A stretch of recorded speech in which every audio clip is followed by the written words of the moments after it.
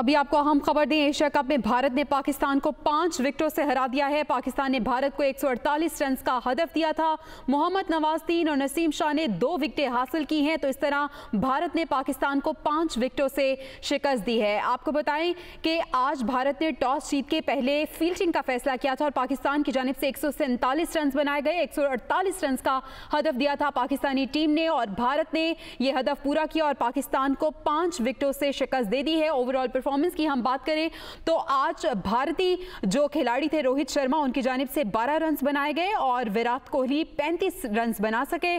Ravindra Jadeja 35 run इन्होंने score किए और आपको बताएं कि यादव की जानिब से 18 रन स्कोर किए गए और दिनेश ने 1 रन स्कोर किया है, जबकि हार्दिक पांडे नॉट आउट रहे और उन्होंने 33 रन स्कोर किए हैं। अगर हम पाकिस्तानी खिलाड़ियों की बात करें तो नसीम शाह उनकी जानिब से 27 रन बनाए गए। शाहनवाज धानी 29 रन ही वो बना सके। आपको बताएं कि आज का मैच भारत ने जीत लिया है। टॉस जीत के उन्होंने फील्डिंग का फैसला किया था और पाकिस्तान को 5 विकेटों से शिकस्त दे दी है।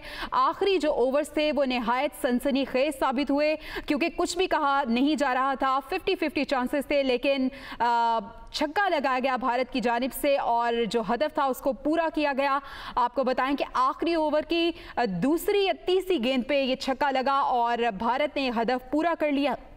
आपको बताएं कि एशिया कप में भारत ने पाकिस्तान को 5 विकेटों से शिकस्त दे दी है। पाकिस्तान ने भारत को 148 रन का हदफ दिया था। मोहम्मद नवाज 3 और नसीम शाह ने 2 विकेटें हासिल की। विराट कोहली और रविंद्र जडेजा के 35-35 रन रहे, जबकि सूर्य कुमार यादव ने 18 रन स्कोर किए। कप्तान रोहित शर्मा 12 रन बनाकर आउट हुए। आपको बताएं जडेजा 35 रन बनाकर मोहम्मद नवाज की गेंद पर आउट हुए।